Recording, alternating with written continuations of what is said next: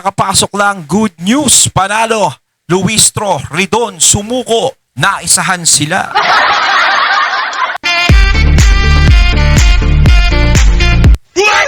Ayan, syempre itong balitang ating matutunghayan ngayon ay nagmula kay Kapanig ng Masa. At ito po ang inyong lingkod na si BT na magbibigay ng reaksyon at komento dito sa video na ating matutunghayan ngayon. At huwag na natin pagtagalin at sabay-sabay na nating panoorin ang laman ng video na hatid sa atin ni Kapanig ng Masa at bibigyan natin ng reaksyon ang balitang ito. Pasok! Yung impeachment ni BP Sara kasi na yan, noon papatay na yan, ipinipilit nila. Siyempre, bago natin simulan ng video ito, nais ko nga pala magbigay ng credits dito sa boses at video na matutunghayan natin ngayon. At bibigyan ng reaksyon walang iba kundi si Master Judea. Siyempre, huwag niyong kalimutang suportahan ang channel ni Master Judea. Mga katunay, pakibisita po yan. At huwag niyong kalimutang mag-subscribe at mag-follow para maging updated po kayo sa mga vlogs, reactions sa mga balita na hinahatid sa atin ni Master Judea. Ipagpatuloy natin. Nilamon sila, nilamon sila, mga kababayan. Actually, isa pang yung nagsalita Sorry nyo. Tila naungusan umano ng abogado ni VP Sara si House Lead Prosecutor Jervin Luistro sa unang closed-door pre-trial conference. Dahil dito, ayon sa informant ng Billionaire News Channel, umiinit ang ulo ng isang private prosecutor. Narito ang exclusive Agenda Weekend Report ni Hannity.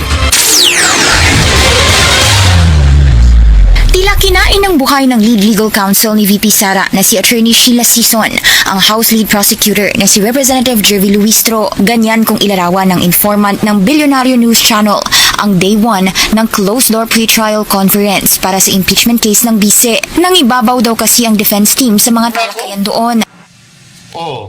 Nangibabaw defense team. Walang yan. Free trial pa lang yan. Kumbaga, patikim pa lang yan. Wala pa sa tunay na aksyon talaga yan, di ba? Ano ba asahan nyo doon sa mga aso ni Romualdez at aso ni Marcos? Ano asahan nyo sa mga alagad na magnanakaw? Ang papangit na nga, wala pa mga utak yan Paano mananalo sa mga abogado? Defense team ni BP Sara Duterte yan. Mamukhang tambay na nga sa saklaan yan mamukhang tambay sa saklaan. Hindi yan Mga mukhang nahahagard na nga yung defense team ni BP Sara Duterte. Tingnan mo ang titikas. Chill na chill, parang namamasyal lang Si Atty. Sison, nasa likod pa yung kamay. Parang sabi nila, chicken, mani kayo sa amin. Di ba? Si Luis, Kumbaga parang sa bilyar sumakay ka pa. si Kapunan, si Jokno. Ano asahan nyo dyan? Pinagtatawan na nga yung taong bayan din Di ba? Pero ito, merong umapila. Yung tinanggal ni PRRD na isa ring walang hiya na panay ang gala sa ibang bansa gamit ang kaban ng bayan, si Mr. Ben, yung patawa, yung malaki na nga butas ng ilong ko, mas malaki pa butas ng ilong sa akin Mr. Ben, pasok. Wala pong nangyaring pag-outshine, pag-gun, Nakatikwas no? Ako malaki ilong ko pero ito nakatikwas tong isa Kamusta na ba mga samahan na malaki ilong dyan? kain ng buhay, no? Wala. Ni Congresswoman Luistro. Actually, pagtatanggol mo yan, syempre. Diba? Kahit alam mo naman sa sarili mong nakita mo, ganun ang pangyayari, pepayag ka ba naman na magsalita ng ganun na? Kung kinain man ng buhay si Luistro, babawi kami. Hindi ka na magsasalita ng ganun Siyempre, hindi ka magsasalita na alam nyo ikahihina ninyo. Na parang aaminin nyo na talagang hindi namin kaya. Siyempre, palakas loob. Sasabihin nyo, hindi naman nilamon ng buhay yan. Hindi naman totoo yung mga sinasabi nyo sa amin. O sinasabi nyo kay Luistro, parang ganun. Kaya talagang magsasalita kayo na, walang nilamon ng buhay. Hindi totoo yan. Diba? Alam naman natin, siyempre, ang kakampi mo ba, ilalaglag mo. Diba? Lalong-lalo na, isa ka din naman sa gustong magtanggal kay BP, kaya nga kayo nagkasundo-sundo Tinanggal ka ni PRRD, tapos gusto mong tanggalin si BP para makaganti ka gano'n. Parang hindi mangyayari yun. Hindi mangyayari. Siyempre talaga hindi naman mangyayari. Kakampi mo si Luistro Namin doon sa nagpakalat ho na nga ganun pong kwento, sa planetang nangyari yung pong bagay na yan. At wala pong mga kinain ng buhay. Ang meron alam ko, may kumain ng lumpia. Kasi masarap po yung inahin Nagpapatawa, hindi na makalbo. na Senate Impeachment Court, no? Doon po sa dalawang panig. So, very accurate naman po yung Accurate na yan. din po ng prosecution at ng defense panel po nung po nagdaan, no? Kung saan meron pong ilang mga pinag-usapan Ano? pero wala pong naging mahigpit na pagtatalo sa pagitan po ng dalawang panig. Oh. Nagpapatawa, hindi na makalbo. Di ba? Lumpia daw kinain niya. Nakakatawa yun. Ha? Nakakatawa. Mo, Hindi, nagpapatawa daw siya, tikwas kaselo. yung ilong mo nga, mga imburnal pinapasukan ng bangaw. Di ba? Kaya ka naman umamin ka. Kala ka naman umamin kang nilamon kayo. At yung amon yung sinuwistro. Alam ka naman, aminin nyo ng mga bobo kayo. Siyempre, hindi. Alam mo rin doon, RIP dyan sa impeachment ninyo. Huwag nyo lang pilit. Baka mamaya dyan, duguin pa mga ilong ninyo. Sabagay, mga bayad na ata kayo. Kaya, itutuloy. Tsaka sa totoo lang, no? O, kung may impeach si VP Sara, kaya nyo bang makakuha ng 16 votes? Ang pag-asa nyo lang, papabain sa 16. Kaso nga lang, pag bumaba yung ni VP Sara, yung 16 na yun, bababa din naman yung mga tao na ayaw magpa-impeach kay VP Sara, di ba? Nyo, titutuloy nyo sa ayaw nyo sa gusto. Bayad na kayo sa mga trabaho ninyo pahiyang na nga kayo. Ayaw nyo pa sumuko. Etong mga loko-loko na to, yan, sila Redon, sila Luis. Talagang nakikita lang natin na talagang puro VP Sara lang ilaman ng mga bunganga nila. Si VP Sara lang ang kurap, si VP Sara lang ang ganito. Si VP Sara lang ang ganyan. Narinig nyo bang magsalita to tungkol sa flood control project? Narinig nyo ba na birahin nila yung mga taong nasasangkot sa flood control project? Di ba wala tayong naririnig sa kanila? O baka sinasabi lang nila na, hindi, tututok lang kami kay VP Sara. Yung flood control project na yan pwede naman nating ipagpaliban yan. Parang, di ba, napaka-aktibo nyo kay VP Sara pero wala kayong kaakti-aktibo sa ginawang panloloko sa mga Pilipino just sa flood control issue. Di ba? So, paano kami maniniwala? Di ba? Paano kami maniniwala sa tikwas mong ilong? Aber, sabihin mo nga, huwag kang hihinga ng malalim. Huwag kang bubuga, baka masingot mo kami. Huwag kang bubuga, huwag kang sisingot pala. Diba? Dry na nga yung labi mo. Ayaw nyo pang tumigil. Ayaw nyo pang sumuko. Hindi daw nilamon si Luistro. Sabi ni Redon, na amoy tae na ito na pinapasukan ng bangaw ang ilong. Hindi daw nilamon si Luistro. Eto Redon, pakinggan mo. Unprepared umano para sa informant ang House prosecution. Unprepared. Unprepared ang prosecution panel. Kanya-kanyang palusot na lang Kapag nabubulilyaso, palusot na tayo rito. Hindi handa. Haharap-harap kayo dyan sa mga magagaling na abogado. Hindi naman pala kayong mga handa. So, ibig sabihin yan, sinasabi nilang hindi sila handa, parang minamaliit nila yung mga abogado ni VP Sara. Iisa pa lang nga yung nagsasalita Marami pa yan. Di ba? Kumbaga, hindi pa nilalabas lahat ng alas. Sa isa pa lang, hirap na sila makipag-usap. Kahit maghanda pa kayo, sama nyo paghahanda sa mga birthday ninyo at sa pagpapatuloy at pagka-menopause ninyo, hindi nyo kaya ang defense team ni VP Sara, mga tanga. Tuloy nyo.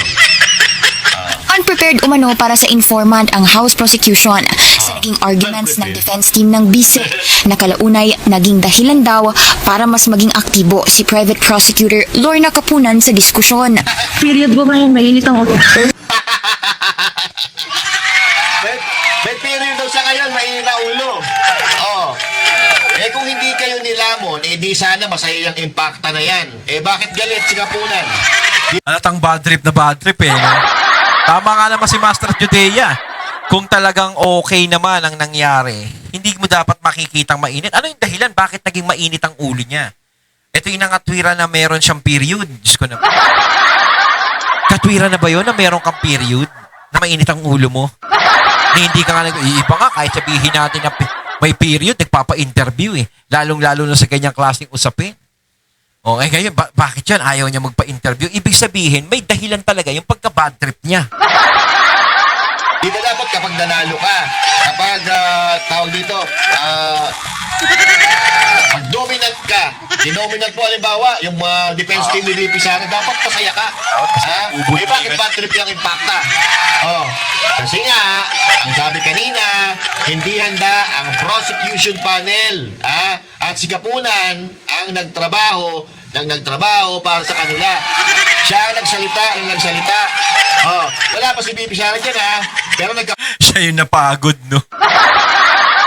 Kaya pala na bad trip eh. Sabi niya, mga walang yatong mga to, iniwan ako sa ere. Nakipag-usap lang sa abogadong magaling. Wala na, pinabayaan na ako. Kasi kung talagang kayang-kaya nila yun, wala. Hindi naman nila para ano to, di ba? Isa lang yan, na puro siya lang. period na bigla si Kapunan. Di lalo na. Kung nandiyan pa si VP Sara, baka umihina ng dugo yan. Isa pa lang yung nagsasalita. Si Atty. Season pa lang. Marami pa yun. Wala pa si VP Sara at yung ibang defense team. Sa defense team, hindi pa nagsasalita. Nilamo na. Paano pa kaya kung sabay-sabay magsalita yan? So, July 6, magkakaroon na uli ng ganito. Sabi niya, mainit ulit. Baka mamaya magwala na yan dyan. Sana wala lang may period, Kasi yung period na yan, linya ni Ping Lacson yan, inaagaw ninyo, ginagaya ninyo. Magagaya siya si Ping Lacson, period nyo yan. Sa kanya yung may period, siya lang may period. Diba? Alam nyo, sana mukhang tutubing, ano to? Ito si Kapunan, tingnan nyo yung itsura, mukhang tutubing laot alam mo yung tutubing laot? Ang laki ng mata nun, tutubing laot. Parang kamukha niya si Hellboy. Malaki mata, luwa ang mata, tingnan nyo, tutubing laot ang itsura nyo. At ito, impeachment, wala yan. Wala yan, yung impeachment yan, wala na yan. Wala sila. Para sa akin kasi, parang napakahina naman talaga ng impeachment ni VP Sara eh. Hindi naman para mapatalsik siya sa impeachment na yan eh. Para sa akin talagang sa 100%, 80% ang panalo ni VP Sara dyan. O ilagay na lang natin yung 20 na hindi siya mananalo. Pero 80 pa rin. 80%. Ang talagang malaki pag-asa na mananalo siya. 'Di ba? Kaso nga lang, wag lang dodoktorin si VP Sara. Yun ang problema doon. Kapag siya ginamitan siya ng puwersa at pwesto. Yun nga lang. Yun ang dapat paghandaan ni VP Sara. Siyempre, maging mapagmatsyag din ang mga Pilipino sa mangyayari na yan. Kasi tingin ko, baka mamaya hindi nila kayanin si VP Sara at yung defense team ni VP Sara, gumawa na naman sila ng bagong taktika para si VP Sara, talagang matalo nila. Yun naman talagang inahangad nila na makaisip sila ng paraan para si VP Sara ay matalo at mawala sa paglilingkod sa gobyerno at hindi na makatakbo. Yun naman talaga lahat yan na makukuha na 16 votes sa mga senador. Maniwala kayo sa akin. 16 votes pa. Kapag ipinilit nila na ibaba yung numero ng boto para ma-impeach si VP Sara, kasi tingin niyo, papayag si VP Sara? Papayag? Pamilya ni VP Sara? Okay. Kapag nangyari yun, baka hindi lang bloodbath ang mangyari. Kung ano man ang ginagawa nila ngayon, strategy nila yan. Paraan nila yan. Para masira ang pangalan ni VP Sara at bonus na lang pag na-impeach nila si VP Sara. Pero, Ang problema nga, kahit ano naman ang ginagawa nila kay VP Sara na paninira, wala namang naniniwala Halos sila lang mga nagkakasundo sa ginagawa nila. Pero yung taong bayan, di ba? Napakarami pa rin na hindi naniniwala sa mga inaakusa kay VP Sara. Obra. Oo. Wala pa nga si VP Sara, nire-regla ka na.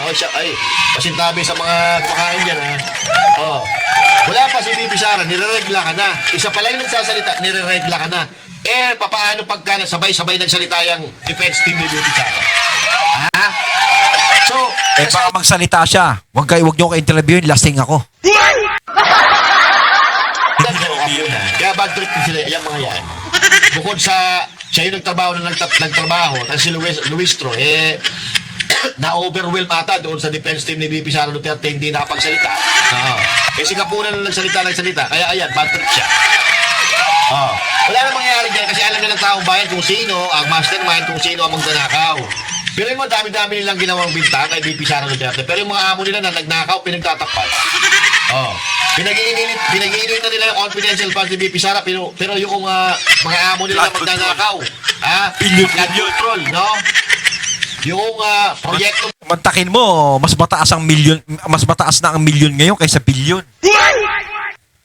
mismo na sasagip sa tao ng mga tao, sasagip sa tao ng mga tao tuloy. Sasagip sa buhay ng mga tao, pinagdala ng mga demonyo.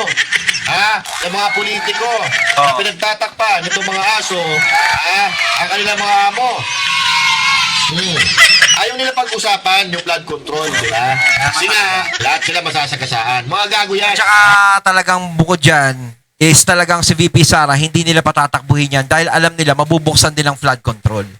Kaya kung tutuusin, mas papabor sa kanila kung ang magiging presidente sa susunod, yung kachokaran din nila. Talagang hindi mabubuksan yan. Kaya talaga, takatakot-takot na pigil ang ginagawa nila kay VP Sara. Dahil, syempre, alam naman natin na talagang tutuloy si VP Sara dahil nag-announce na siya.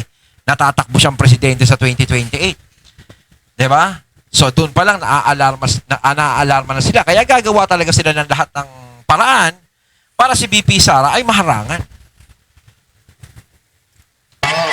Yung mga amo nyo, imbestigahan nyo. Dahil yung mga yun, yung lang paldong-paldo. Bakit? Itong mga aso na ito, mga paldo na rin ito no? Alam nyo yung nawawalang pera, yung nawawalang pera dito sa ating bayan, sa Pilipinas. Kung napunta yun sa tama, baka meron na tayong train system sa mga Pilipinas na magkakadugtong. Kaya yan sinasabi ko, kung walang kurakot sa bansa natin, napaka-unlad natin. Baka magbaroon na tayong train system na maganda, bullet train, baka yung ano dyan, yung, ano ba tawag dyan, subway, tapos na yan. Magkano lang yung subway dyan, iksi-iksi dyan pinagkukurap talaga kasi yung pondo ng bayan. Kaya ayan, nangyayari sa Pilipinas, puro tayong utang, puro tayong mga, Hindi tayo nakakakot. party kasi, muna, thank you diba? Yan ang problema. Kita-kita naman kasi yung panggagago ng mga korap na politiko na magnanakaw na yan. Kung ano nangyayari sa Pilipinas, ang gulo-gulo na. Pati tayo, nadamay na sa karma nila, nadamay na yung ating bansa. Puro kasi kawalang hiyang pinagagawa ng mga demonyo na yan. Diba? Well, talagang etong mga panahon na to, no? Talagang mas matindi ang issue kaysa dati. 'Di ba? May mga talagang dumating na presidente naman dati pero hindi naman tayo dumaan sa ganitong kalaking issue. Ito talaga nakakahiya para sa atin. 'Di ba? Mantakin mo, parang kapwa Pilipino ang nagpapabagsak sa kapwa Pilipino. Nagkakagulo-gulo dahil sa pwesto. Nagkakagulo-gulo dahil sa kaganidan, sa kapangyarihan, kasakiman, sa kayamanan, parang gano'n. Ibang-iba talaga. Biruin mo yung Jesus noon. Eto yung Jesus noon, noong nakaraang panahon, tinubos ang kasalanan ng sanlibutan. Pero ngayon, sa katarantaduhan ng gobyerno ito, yung ibang Jesus ngayon, kung hindi gumagawa ng kasalanan, ina-absuelto yung may mga kasalanan. Dati Yung mga walang kasalanan, yun na nakukulong. di ba? Yung mga hudas dati, pinapako sa krus. Yung mga hudas ngayon, pinapalaya, binibigyan pa ng maleta. Nauso na kasi si Barabas. Binibigyan pa na kung ano-ano. Binibigyan pa ng exposure sa media. Ito baliktad na. Ayun, natating nato ngayon ang video na nagbula kay Kapanig ng Masa at syempre natong haya natin ang boses at video na binigyan natin ng reaksyon na nagbula kay Master Judea. Kayo mga katunay, anong masasabi nyo tungkol dito? Comment lang po kayo sa comment box. So once again, I'm BT and I'm out. Peace.